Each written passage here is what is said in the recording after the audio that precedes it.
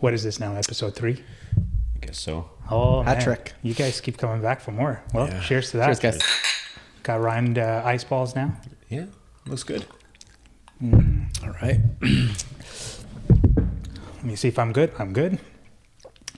All right, everyone. We're back again with episode 3 of Car Talk. And this one, we're going to talk about SUV coupes or coupes, however you want to call it, Versus the traditional. versus the traditional one. Okay. Is it worth the money, the extra money? In some cases, it is. And at the end, we'll kind of take a look at the various models that we have from the various manufacturers and take a look at which one we think is best aesthetically. Very subjective. We'll all have our opinions, but we'll get to that. But first, SUV coupes. Third, thoughts. F1. Oh, yes. Before we do that, are you excited? Let him I'm run so- his show. I'm so pumped for F1. I can't wait. Yeah. I have no idea what's going to happen, but I wonder if Mercedes have something under their belt that We should they're not place showing. bets. We should make bets. Fake Well- money? No, real money. Why don't you guys join the F1 fantasy? Yeah, you We can will. turn that We into can- real I'm money. going to do it money tonight. into that. Yeah. Before we talk about this, because we're 2 days. Today's Thursday, so we will get practice and then qualifying Saturday and the race on Sunday. I'm still making my way through Drive to Survive, and my goal is to be finished by the time the race. Dude, hits. I was done 4 days ago. Yeah.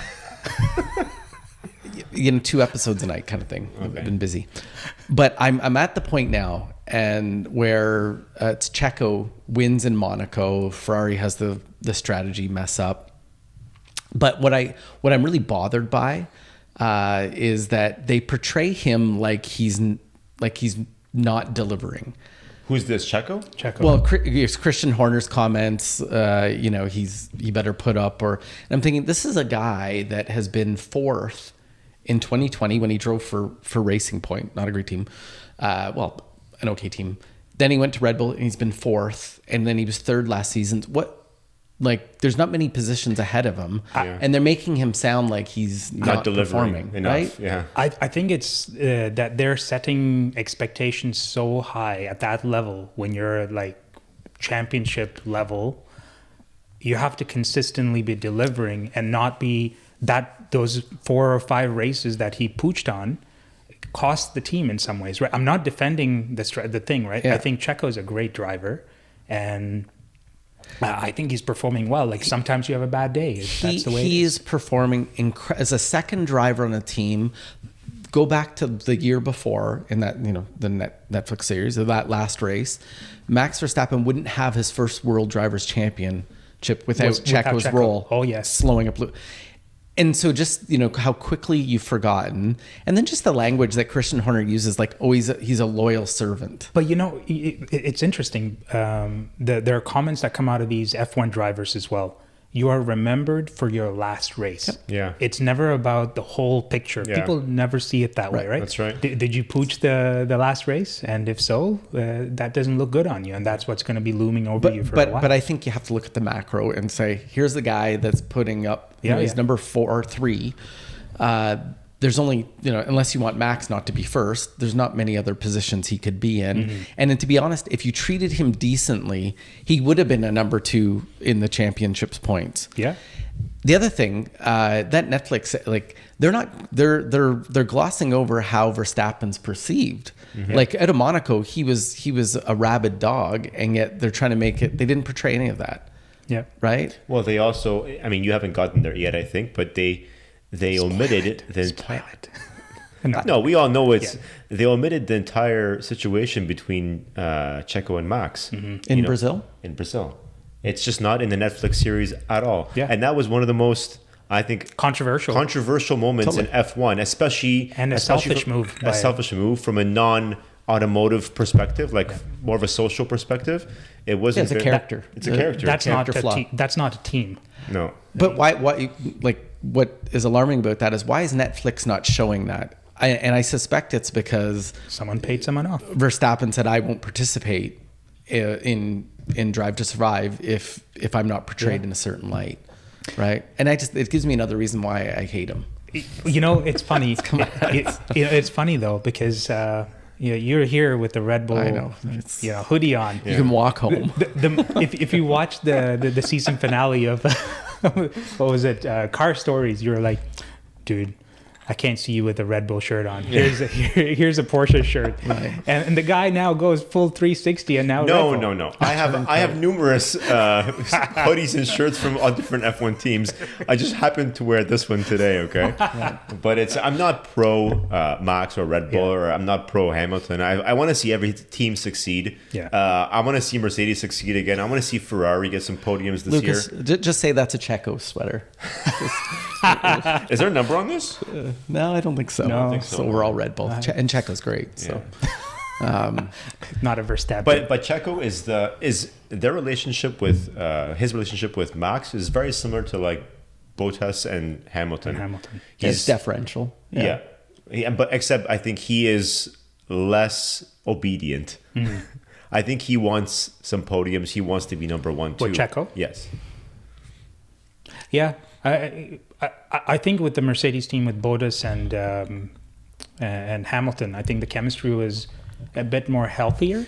Right now, I think Checo and Max, it's a healthy relationship, but I don't think Hamilton's ever done something like what Max has done to Checo. Right? Like Never. No, we've never seen that. Like if Hamilton was told, hey, look, you let him pass, he's going to be second on the grid, he would have let him pass. Yeah. There's no greed there, right? Like Hamilton won. There was no downside. We talked about for Max Verstappen to have ceded the spot. It's irredeemable. I've said that before. Do you know who Max reminds me of actually? His driving style? Michael Schumacher. Oh, serious, eh? Yeah. Wow, Mick Schumacher's not going to be happy to hear that one. Hey, listen, Mick, I'm sorry, man, but I'm sure he's watching. After watching especially watching some of the footage from back in when Michael Schumacher was racing, he would brake check, he would cut off anything he would even crash himself to stop his opponent from finishing the race. Well, yeah. Remember what Schumacher did on Villeneuve? I don't know if you remember that. He tried to rub him out.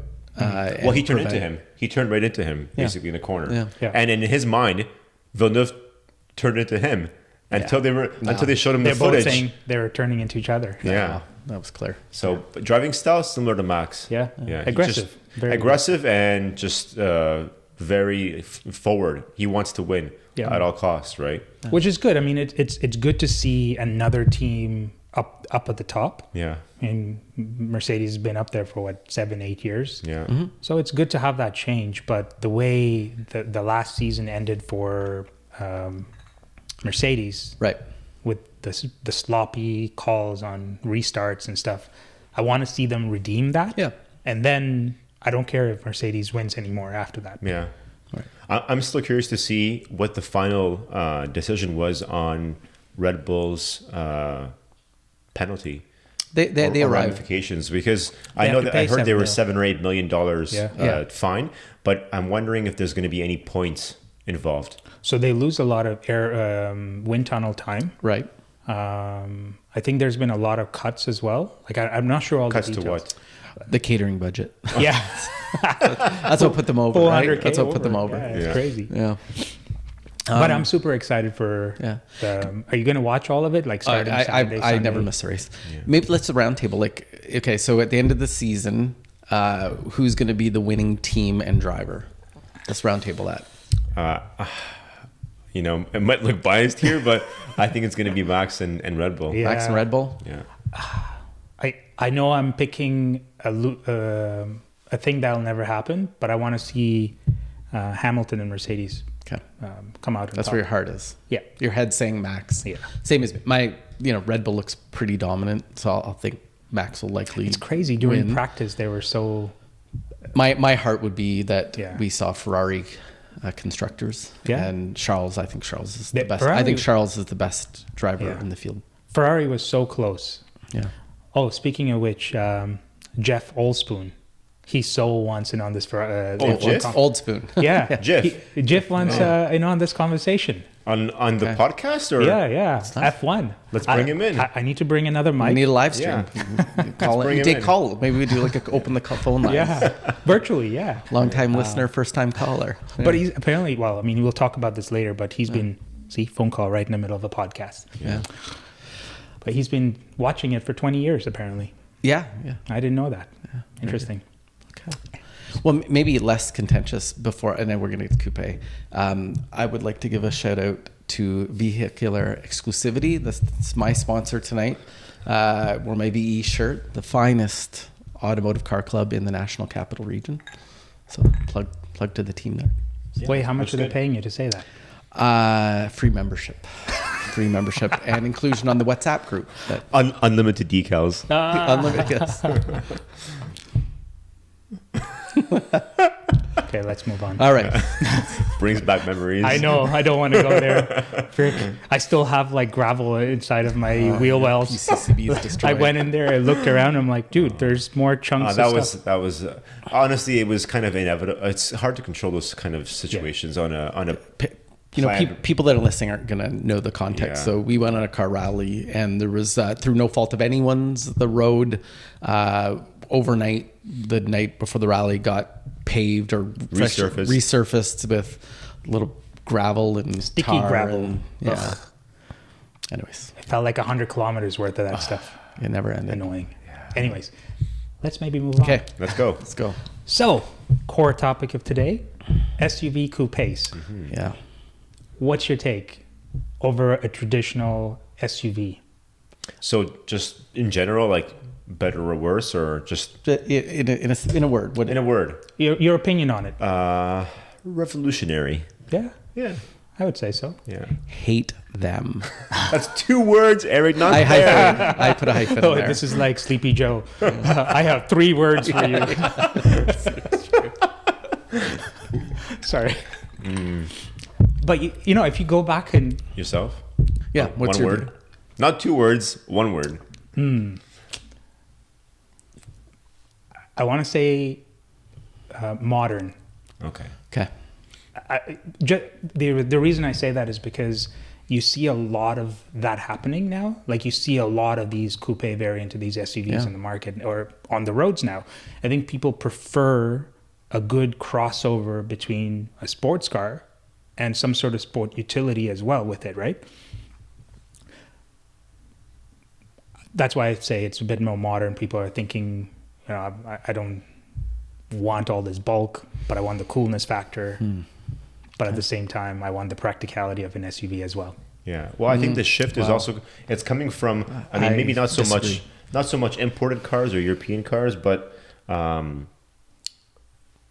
basically like Ford, it's a good example. They've cut all production to sedans in North America. No one buys sedans. No one buys them. So what's the next best thing, right? SUVs and trucks. The medium is a crossover of some sort with either a coupe or a fastback design, you know, SUV. Yeah. That's filling that margin that's missing now. If you know, to that point, if you go back to when SUVs were first introduced, if you think about it, it was introduced to replace minivans.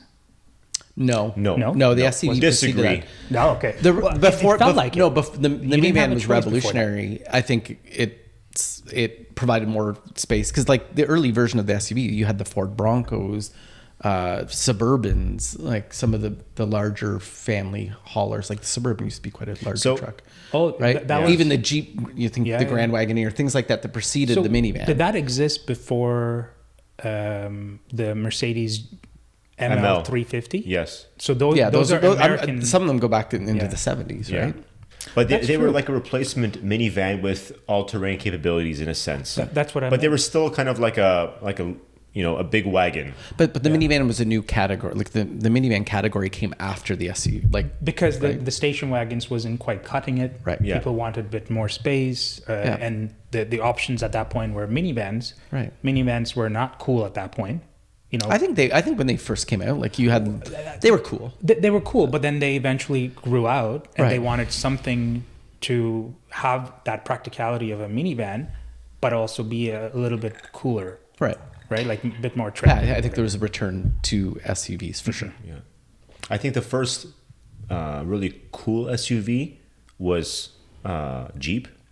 They made the more modern kind of like street Would you consider that an SUV? Of course. Yes. Yeah? Absolutely. Yeah. Sport utility. The Jeep Grand Cherokee was like an SUV, modern SUV.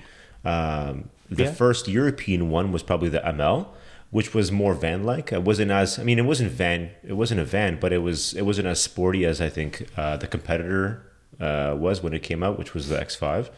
The X5, the E53 X5 was the first like sports SUV. But the ML350 was the first sports SUV. It wasn't really as sporty though. It was more on the minivan side, in my opinion. Because really? My family owned the ML, and I remember I was trying to get my dad to buy an X5, and he went and bought the ML, and I was like, oh, okay, it's nice. But then I saw the X5 on the road, big wide tires, more aggressive stance. It was more of a like jacked up sports car. Mm-hmm. Yeah, and they kind of pave the road for all future sport utility vehicles. That's true. From a coupe variant of an SUV, the X6 was the first one that they came out. X6 came afterwards. Yeah. Also, the X5 was the first real sports SUV, and the X6 was the first real coupe SUV. Yeah. Well, that's a full-size SUV, right? Yeah. Nowadays, you have that crossover as well, which are in these different forms of coupes. The X4 has one. GLC and whatnot, right? So. And Volvo has been doing that for a very long time as well, prior to, didn't they? XC90, I guess, was their full-size SUV, right? Yeah. But I think the early iterations of it were more looked like jacked up station wagons. I think when they first started it, right? That's right. Yeah. I mean, they even came up with a fastback Volvo that I looked at that. And I'm like, what the hell is that? I remember seeing it. When you say Volvo, what's the first thing that comes to mind when I say Volvo, for example? Safety. Yeah. And what's the first thing that comes to mind when I say Porsche or BMW? You'd say performance. I'd say more performance or sport. Yeah. It's the safety aspect isn't the priority in those models as compared to Volvo, right? Volvo was beautiful cars, Scandinavian design, nice interiors. They fell behind. The motors are, I think, lacking. Like they're extracting tons of power from turbo and superchargers combined. Yeah. It's just the power plant is not there, right? Well, it's all about efficiency for them, right? Efficiency, comfort, air suspension. It's never about how fast can you go 0 to 60. And I'm not sure they're trying to achieve or be a competitor. I'm sure, I think that's their niche market. That's where they thrive. So are we going to get to the... No, I just think some of the points I think made on coupe SUVs, I don't know if I agree with. Maybe we'll wait. So what are some of the points that are made on coupe SUVs? Well, I think as you were framing out what the coupe SUVs, there is someone that wants the practicality of an SUV, but they don't want the sedan. Well, I don't think you get any of the practicality of an SUV, right? I think you have all the downside of an SUV. You have the heft, the weight, with you sit high. Yeah. But you don't have any of you don't have the cargo space. You don't have any of the reasons why. I think people that are more in the city, they don't care about the cargo space, but they care about the ride height. They care about that commanding presence and feel within the car, right? It's, I can go over the snowbank if I wanted to. And listen, if they were selling coupe SUVs at a discount to the full-size version of the SUV, I would agree with you. You get less in theory. Why would you pay more for less? So I was reading about the Audis, right? When they have their fastback, and then they have a Q8. Yeah. Okay. But even looking at the S5 and the S5 Sportback, you pay a premium to get the Sportback, right? And it looks awful. But you get more. No, so that difference, when I was talking to the salespeople and reading up about the Audi thing, that delta in price, the 10-15 grand more that you pay, is because of that design piece. They went through the effort of creating that shape, creating all the comfort, like the panoramic roof that goes all the way around. Those are all engineering effort that went into it. Yeah, it's R&D. Yeah. That's fair. But the outcome is subpar to the non-coupe dollar version. To value, perhaps. But no, I think it's probably not going to handle as well. Right? I don't know about that. Arguable. So sorry, are we talking? It's going to likely be heavier on the coupe front, right? The SUV coupe. Yeah. Okay. I'm talking about your RS5 Sportback or the S5 Sportback conversation. Yeah. It's probably a heavier car. It's probably not going to handle as well. It's going to have the rigidity that possibly. Yeah. Right. I mean, there's electronics that sort of hides a lot of that. Sure. torque vectoring and all that. You don't even feel it. The car still performs like, And I can't. I mean, it looks so worse. like, I'm not biased to one or the other. I have an X5. I love the X5. I prefer it over the X6 in terms of design and shape, but you can't deny that. Let's say the new Ferrari. What's it called? Purosangue. Purosangue, or the new Ferrari, the Urus, the Q8 or SQ8, RSQ8. They all don't look good because they do look good. I think it depends on the styling of the car. Practicality is maybe less than a traditional SUV. But you get more than a sedan in some ways. Actually, no, I would disagree with that. I would disagree with that also. Yeah. Because the Macan that we have, the Macan GTS, it's based coupe. In a way, yeah. I think that would. It's an the SUV. Macan classifies as a coupe. It's almost like a raised 911, right? In many ways, if you look at the silhouette line, it is a coupe. So when you sit in the car, it's weird because it's based on the Q5. But when you sit in the Q5 and you sit in the Macan feels so much more cocooned in. You lose so much space in the back because it's a kind of that slant roof. So you lose a lot of that loading room in the back, which is frustrating at times. But that's like once a year that we have to deal with, like, pack in the car because we're traveling somewhere. But majority of it looks great. We still have the practicality to majority of the times that we need to use it. And it's fun, and it drives beautifully. Actually, it drives. I mean, I remember going on rallies with the Porsche Club here in Ottawa, and I was keeping up with the 911 through the twisties. And there's something to say about one of their flagship cars, being a sportsback or a coupe. But as a rule, if you compared the Cayenne to the Cayenne Coupe, Cayenne regular, I don't think there's any discernible difference in handling. I maybe I'm wrong, but compared to the two, I mean, look at the Turbo GT. That's the coupe variant. The Cayenne Turbo GT only available in a coupe. Only available in a coupe, and that thing is destroying lap times like crazy. I've seen it at Nürburgring. It's quite impressive. But it is a better vehicle than the Cayenne Turbo. Exactly, than the regular fullback. What's the difference in the GT in terms of like power? Is it more power than a Turbo S or a regular Turbo Cayenne? I think it's more power. The way the suspension's set up, it's also got the aero bits at the back where it like the wing comes up and everything else. Yeah, but in terms of the motor, I guess my question though is like all things being equal, except the coupe sweeping line at the back and the traditional SUV, are they not the same? In terms of performance? No. I think they are. You can get the same motor. No motor. But I'm saying everything, the motor is the same. Like the coupe is not making a difference. I think the differences are just, like you said, the aero that's available on the coupe. Yeah. And suspension probably tuning or, dampening control. CCBs are standard on that car. Yeah. All the Turbo S's. Yeah, I think the accumulation of all those things combined is what gives it better performance, not so much more power, right? Yeah. The one thing though, because you sort of framed up a scenario of once a year I encounter it, so it's not a big deal. Well, once a year or less than its entire lifetime is a Cayenne Turbo GT going to be doing lap times for the average Cayenne driver. So I don't really think that's part of the value prop. That's like, I'm going to go get a Lazy Boy chair and I need it to have a carbon fiber monocoque because lightweight's important. But here's the thing. I think it's the same argument as to why certain people would need a GT3 RS for the streets. A lot of, or even the new GT3 RS, people would buy it for the streets, mainly for the flex points, right? Oh, sure. Listen, the last thing I want to do, or let's see, the first thing I want to do is enable DRS on Elgin. Okay. But you're right, totally unnecessary. I think it's a flex to some degree, and the coupe does look good in the Cayenne form. I don't think it looks better or worse than the traditional SUV. And then if you look at when you buy cars, right? You always trying to find something that stands out from the crowd. So whenever a manufacturer comes up with a design concept that's slightly different from what's out there in the market, people gravitate towards that just to look 100%, different. 100%. And that's perfect example is the X6. X6 when they first released the X6, the first debut, the E7E1, I guess it was called, everybody hated on it. Yeah.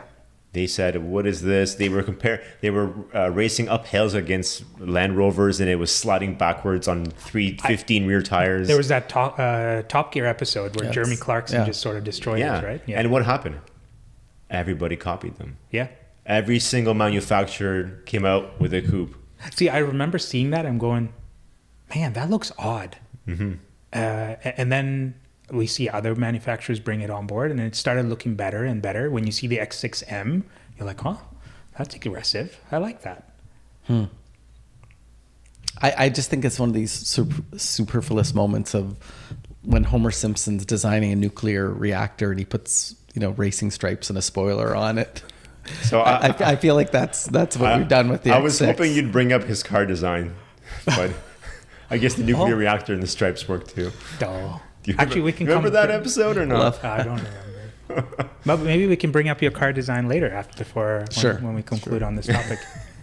With the coupe variant, what sort of people it was targeting when the design people went together and said, "Hey, we're going to create this." Young couples. Yuppies. Yeah.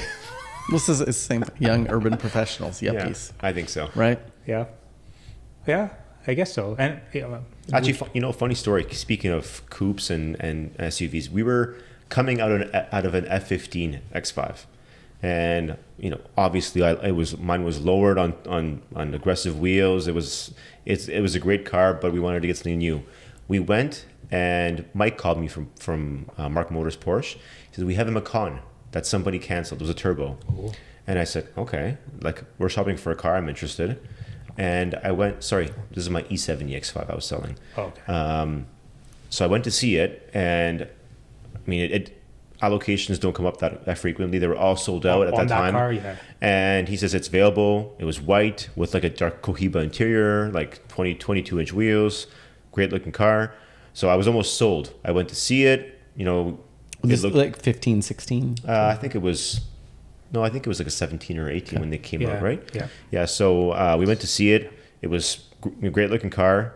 We went to put the car seat in the back, and it doesn't fit. Mm-hmm. It's just too small. It's too tight. Not so much for the headroom, but just the rear seat was small. I was trying to make it fit because I wanted to buy the car. Yeah. And it wasn't practical. It was too small of a car. It's crazy. You do the same thing with the Q5. Tons of room. Yeah. And the back seats actually slide back and forth. You had that little bit of wiggle room, but they didn't do that with the Macan. And I felt like the S4 I had more room in the back seats than the Macan. Yeah. Odd. So that car is, I think, targeted towards the young professionals or couples that don't need the rear space, don't need the cargo space. They just want a capable, everyday, kind of sporty SUV that's a bit higher off the ground. Yeah. Especially with climate where we have all 4 seasons, snow, the obstacles, city curbs, bad roads. It makes sense, right? So. Yeah. We'll have to convince our man here too. You haven't convinced me. But you were recently shopping. You recently purchased, or was it last year? You purchased an SUV crossover.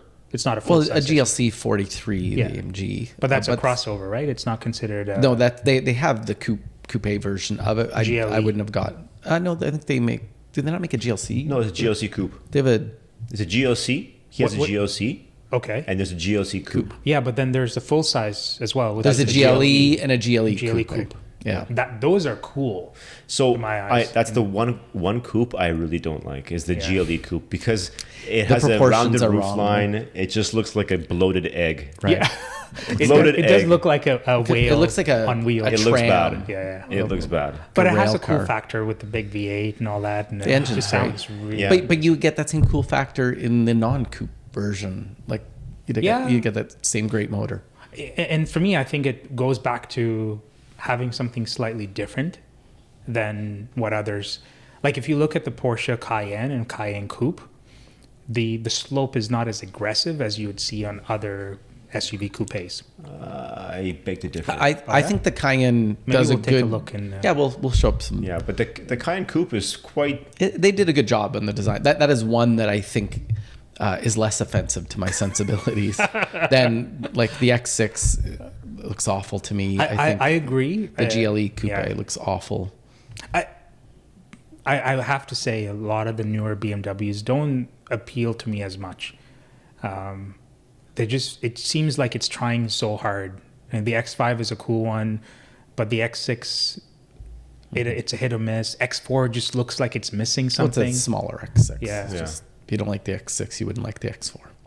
The GMC Canyon. Yeah. Hey, we could do that. Oh yeah, for sure. Trucks are hot, man. Yeah. Listen, that's a huge topic. Automakers are scrapping car sales for truck sales. Yeah. You know, so it's obviously it's popular. And if you can ask me a million times, I love my sports cars. I love, like, if you have expendable money to use and to buy sports cars, that's great. If I was to choose one car to have, it'd be a sick truck. Yeah. I wouldn't buy an SUV or a sports car or a sedan. I'd buy a truck because it does everything.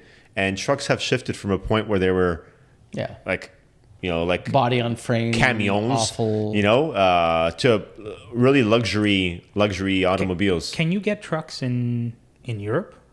You can. Yeah. They're expensive. They're not imports. expensive. I don't think full sizes are very popular though, right? Yeah, just to get around. It's just for size, but they're like there's quite like Ram is a very popular truck in Europe for the most part. Ford F-150. F-150 is popular. Ford Ranger is popular truck. Ranger is a smaller truck, one, like a full size. Yeah. I mean, would you do like a smaller size truck? It's hard to go smaller when you have bigger.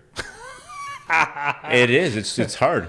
Yeah. And especially considering I'm so comfortable in a big. If you go from like a small car to a big truck, for example, it's hard because the dimensions are so large. The turning radius is worse. It's a big car. Yeah. But once you start driving in, you get to know the corners and the dimensions.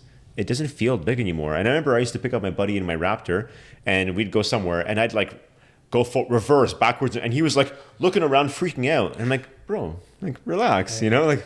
But what the cameras and everything, it makes it a lot easier. Yeah, you know, I took a truck out thinking, look, man, I'm so good in four wheels, I can drive anything. Yeah. Yeah, I had a bit of a fender bender because I didn't know how far the back went, right? Okay, yeah. And so backing no out camera. No camera. Yeah. Backing out of a damn parking lot, I ended up hitting another car, minivan. Oh. Anyways, maybe we can move over. Yeah, so we see the categories here. Yeah, so I'll take Cayenne for 400. Wait. You know, I figure we put a lot of these coupes in front of Eric as well to see if there is a car or there's an SUV coupe here that would appeal to him. Okay. That would potentially change your mind, and then what we think is one of the. I'm interested in. I'm gonna have either an Achia or a niche, Eric. On What's the Achia or a niche? It's Borat. Which was that? Anyways, Q8 or RSQ8. Yes or no? Achia or niche? So that's a Q8. Yeah. I like that. I mean, the top I like. I think it's they've done a good job. I think that's a great looking coupe. It's still muscular. It's got a lot of nice lines. The front is. I feel like it still respects the rear, the trunk in the rear. Mm-hmm. Yeah, like it hasn't completely obliterated it and you know cannibalized a bunch of headroom in the. It's well proportioned, and inside it is so spacious. Mm-hmm. It feels like I have to send a telegram over to my passenger. It just feels that it's wide. Yeah, it's wide. Yeah. That's a cool car. Now we know what platform is being used for this guy. Yes. Right. Same platform, but look at what this Lamborghini Urus is all about, right? Yeah. So my friend has one. He loves it. And it's like it's a great performance vehicle, and maybe it answers that if you could just have one car type of question because it does a lot. I don't know what context I would buy that car. Because what is that, 300,000 right now? It's almost 2 or 3 times more. So that one is a Performante. Yeah. So that one's about 400 plus probably. That's an expensive SUV. Yeah. Like if you compare it to an RSQ8, it's still not even close to what this thing is. Yeah. It's less than, it's actually half the price. Yeah. Because an RSQ8 is a good 160, I think, 170. Okay. So half the price of a Urus, let's say. Yeah, I wouldn't pay that much money for a Urus. I mean, unless I had like disposable income just kind of coming out left, right, and center, then. And if it looks great in a lot of like press photos, if you see this car on the road, it doesn't look that fantastic. And my wife is a huge fan of the Urus. She loves the Urus. And we were, I think in Manitic driving around, we were behind one. There's a bunch. And she didn't even realize we were behind one because it didn't kind of pop, right? It probably looked like a Q8. It didn't look that. I mean, it's a nice car, but not. I said, did you realize there's a Urus in front of us? Yeah. She's like, oh yeah. I'm like, do you think it's worth $350,000? She's like, no. No, it just doesn't look it. Well, think of what you could put in your garage at that price point. Yeah. You could have an RSQ8 if you really wanted that platform. Yeah. And had $200,000 for a great GT4 sports car. Yeah. Right. Well, as far as I know, I think it's the same motor too, right? The Urus? Yeah, Urus and I think it's the same motor, but tuned for more power. tuned for more power. It's different than the R8 and a Huracan. Yeah, exactly. Yeah. The other Audi that I thought was really nice looking was the e-tron. What's wrong with you? I agree. You think that's nice looking? Yes, I like it. Yeah. I think it looks great. I think that is. It doesn't even look like a sports SUV. Yeah. What But am I missing? It has a lot of that practicality. I like it. Look at the plastics on it. No, it's not plastic. It's actually charcoal metallic. Yeah. It's They're actual metal. It's two-tone, Eric. It's 2-ton. The only downside. That station wagon from Vacation was also 2-tone. Yeah. And I didn't love that. It doesn't have wood panels. You mean the Eric. Griswolds family vacation? The wood clad. Yeah, the Chevy. It doesn't have that here, man. Come on. There's too much detail on the side. That is not a good look. Look at the wheels, the way that they have. Okay, forget the wheels for a moment. But the design. Yeah. I like the design. I think for a fastback kind of coupe, it looks great. It does have a bit of a GLE roofline, which I don't love. I like when it has more defined roofline. I'm seeing the GLE, and if you swing left to the X6, it has more of that taper. Yeah. Not so much the rounded look. See, I like the X6M. Mm-hmm. I don't like the non-M variant of the X6. Yeah. They're just more aggressive. Mm-hmm. But that is the M there, right? That's the M. Yeah. That's the outgoing M. That's yes. Most recent. No. Oh. The new one, I think could go down a bit right there. That's the newest M. See, I think the new one has lost a little bit of its appeal from the original X6M. Is it because of the grille, as many of the BMWs have suffered? Maybe. Actually, the grille hasn't grown in size at all. It's the same grille. If you look, it's about the same. No, it's the same. It just has. They went from vertical to horizontal slats. Oh yeah, you're right. Yeah. And the rear end, I mean, it just gets bigger and boxier, but when you see it from the back, it looks really aggressive. We were in Montreal. Yeah. Coming back on the highway. Yeah. And there was an X6M in front of us. And as much as I liked the X5 more than the X6M, it looked like muscular. Yeah. The presence was nice in the road. It looked good. Would I still buy it over an X5M? No, I wouldn't. But I like it. What is the price differential? Is it like in a Porsche Cayenne? I know it's about $10,000 between the coupe and the coupe is being I don't more know expensive. about the BMW ones. I think it's the same. If it is different, it's marginal. It's like if you're spending $170,000, what's $1,500? Look at that. Yeah, it looks awesome. It looks menacing. That's the previous gen. Yes. But still. That looks good. Yeah. I agree with that. Aha. No, but you can't see. You're going to see the side and the back, and just look at it from the front. Yeah. Or just go dead on to the back, and those two angles will satisfy you. But keep it clean here. This looks keep awful. It clean, okay? This looks awful. And you know what? That isn't even that's like a tuned Hammond or Lawrence or yeah. It says Mansouri. Mansouri. Is that what that is? Yeah. Yeah. But it just doesn't look good. It looks. Yeah. That's that's a GLC. That's the coupe variant of your car. That's right. Back to the Mansouri, just to comment on I rarely like a Mansouri edition of any car. I feel like they should be designing high-end appliances, not hypercars. Which high-end appliance has pinstripes in red, Eric? Like a KitchenAid mixer. The only red accessory appliance I know is Wolf, and they're regarded as a top-notch appliance. KitchenAid you can get Wait. This is car talk, right? All right. Not appliance talk. Mansouri. A KitchenAid. Mansouri rarely hits the mark for me when I see their variants of cars. That's hilarious. Yeah, GLC doesn't quite do it for me. When it first came out, I thought it was cool, but then you start looking at That looks nice. They did a great job. It looks great. It looks good. Yeah. The Cayenne Coupe is my favorite of all the coupes. I agree with SUV. you. I can tell you what I don't like about it the most. The rear wing.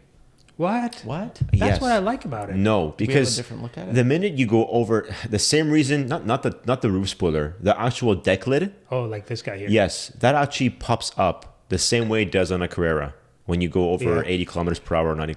And I always hated that about the Carrera, and I hated it about the Cayenne Coupe. But that's how it keeps its stability. Are you saying it's not because it's functional? Yeah. Functional. I just think it ruins the aesthetics of the profile of the car. You're going on the highway and the back of the car is like lifted up on an angle. You don't like so even in a 911 you I don't like that? it. I like when you see the car, that's the way it should be when it's rolling. You can convert that to a fixed wing. Aha. Mm-hmm. Yeah. Unplug the fuse, put a fixed wing on. I know a lot of people, it bothers us. The previous generation 911s, not so much because they were a smaller section in the middle. But 992, the entire back deck lid down to the taillights pops up when you're going over 90. And the car, you're driving behind the car, it loses its shape. Yeah. It's just, you have this big flap, like halfway up. If you weren't a car person, you might think that there's something malfunctioning, the car's falling apart. Yeah, right? I would. Yeah. I mean, with that train of thought, then the GT3 Touring does the same thing. It does. So, I mean, It does. would you not do a Touring as No, I would disable that function. But he would never drive over 80 in that car. I would just drive with Terry all the time. Terry, we all know Terry's watching. Yeah. I wish we could have him on the show because when you come to Ottawa, right? Come on, man. Anyways, I think of all the coupes that I can afford, I think the Cayenne Coupe is my top pick. We have consensus on that point. Oh, that's good to know. I mean, let's go to the categories of what is beyond reach for, I think, most of us. Yeah. This looks almost Ferrari. almost concept like. Yeah. How much is that? Would that be 500,000 almost? Probably more. I'm not gonna say because I don't know, but I think it's more than close to or more than $500,000. Yeah. Okay. Yeah. That's if you can get one. Yes. Yeah. All sold out I'm already. sure. Yeah. Is this one of those cars like with the LaFerrari where you had to buy 5 previous Ferraris and one of them had to be an FF, and so they're doing that with this car as well? I think this is going to be like the Macan when it first came out. It was such a hot item, but then over the course of time, it became so popular, they started mass producing them. And I think that's what they're going to do with the Ferrari as well. It's going to be more. Well, I can't wait to get one on lease for $499 a month. Yeah, okay. in a different reality, maybe. I didn't say what currency. 1 to 18 scale. $499 Bitcoin. Hey, we got one back there. $499 Bitcoin. Bitcoins, yeah. I mean, so these are some of the notable ones that I thought from a coupe variant that I could bring up. I mean, I think Jaguar, I didn't find anything on the Jaguar. Range Rover has the Velar. Jaguar has a coupe electric model. It's not the F-Pace. It's the E-Pace? Is it E-Pace? Yeah, it's E-Pace. Yeah. So that's like a kind of a coupe design, but it's not really this comparable to what we have here on the board. So I genuinely try to ignore electric cars except for the Audi e-tron. It's good. Much like we stay away from politics, we should probably avoid electric cars too. Yeah. That's a good discussion, actually, electric, because I've been seeing more and more electric hype, especially at the car show, and then I've also seen a lot more talks about the new hydrogen fuel and talks. I like that. We like that. We like that. I think Porsche's synthetic fuel is the game changer. It is. That's the way forward. It is. They're going to license it out. They're mass producing it right now. They don't have volumes yet to license it out to everyone. They're doing it in a motorsport setting to begin with. Yeah. But I think that's what's going to change the game. It absolutely is. Yeah. The infrastructure exists. You can do that technology at scale. Yeah. It doesn't have the environmental, like everyone's foolish if they don't think EVs are awful for the environment, right? That's another debate. Yeah. But one car we actually didn't put on there, which is an electric car, is the very popular Model X. And that is that a coupe or not? The Tesla Model X. Yeah. Look at the body, because it's kind of like an in-between car. I think you're right. I think You know, actually, no, I'm going to double back on that because I think it even has third row. It has third row. It has. Suggest to me that but you see the shape. It's not a SUV like shape. Actually, if you go down below to the picture where the doors open, somewhere there, yeah. See, it's a coupe. Yeah. You know, I think the Teslas are in a category of their own. Yeah. This is more of a spaceship than it is a car. Yeah.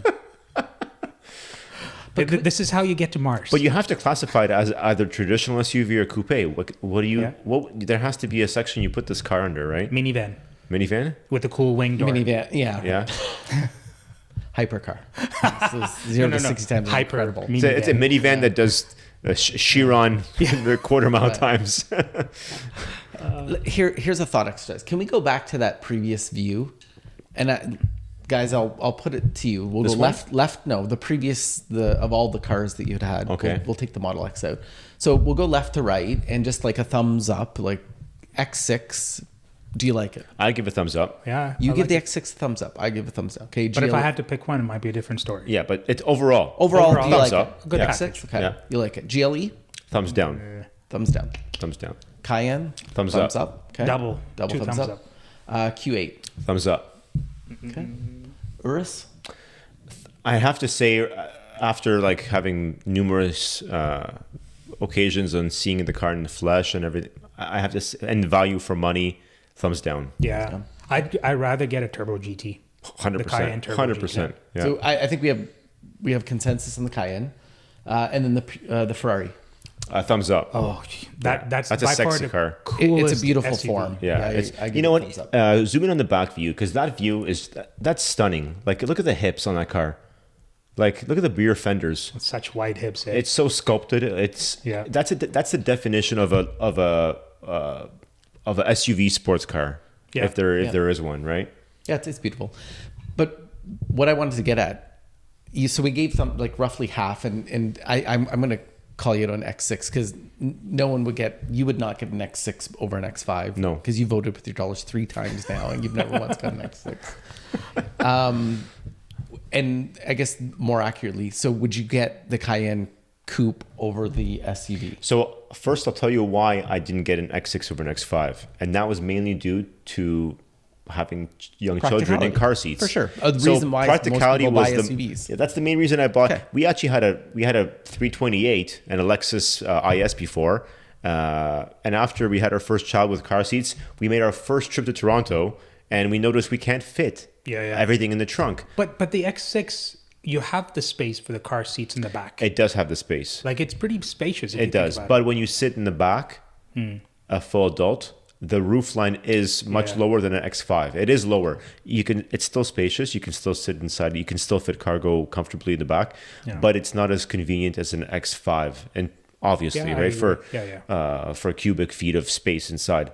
And so same question for the Cayenne. Would you get the Cayenne Coupe or the? So at this point in time, that my kids are both out of car seats, I would. Okay. Yeah. And you would get the Coupe over this. I would do the Coupe. Okay. Like, we were actually shopping because we need a replacement to a Macan, right? Okay. So we have six vehicles up there, and 3 we all gave thumbs down to. Mm-hmm. So 3 of 6. Yeah. So if you were in the market for, I think we know what the answer is going to be, but go ahead. If you're in the market to replace your GLC, what would your next car be?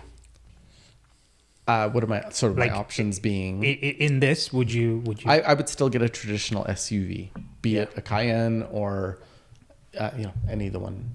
I love the GLC. It's been great. Wow, this conversation is getting really heated up. Yeah. Cameras are overheating. Perhaps we can conclude this discussion. All right. So we looked at all these coupes or SUV coupes.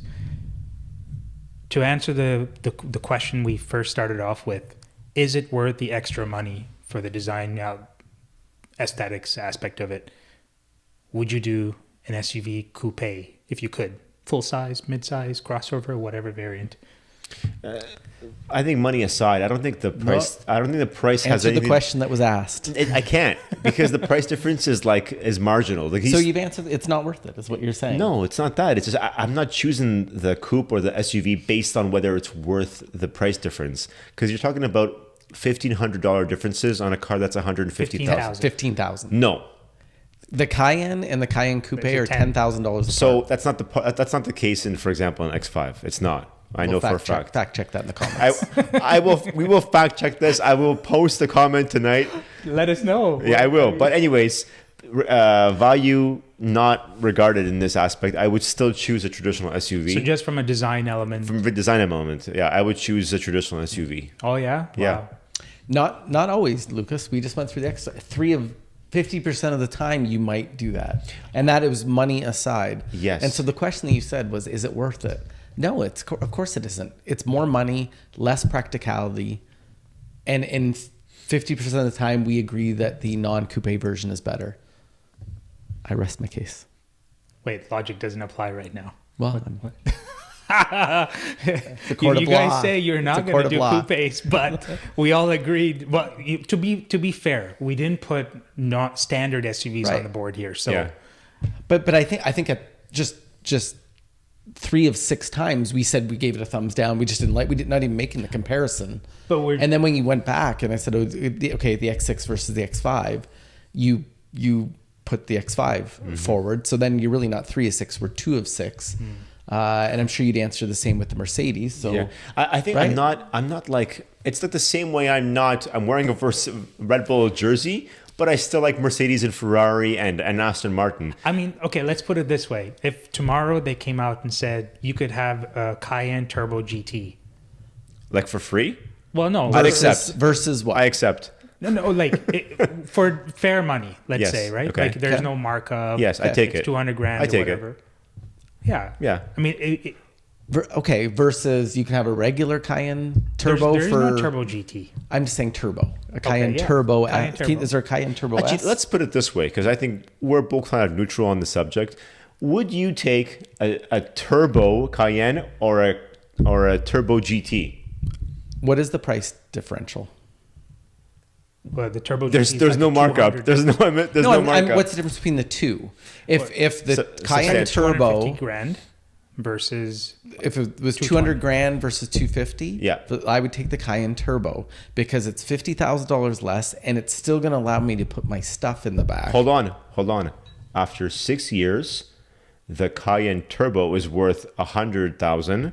And the Turbo GT is worth $220,000. That is speculation. No, that is accurate information. You have no. I have bar graphs. You have no real I have world pie charts. data. Like it's 5 years out. I work with There's no long-term predictive testing. analytics, eh? There's no long-term testing. See, if investment's part of the game, he's gonna sway his. Well, if you gave me a real model, but there's that's an angle probable reality of that. Yeah. That's an resale value. Look at it. Resale, yeah. Yeah, resale. That's huge because it's remember it's also an investment in a sense, right? Not so much you're not going to gain money on this car, but you won't lose.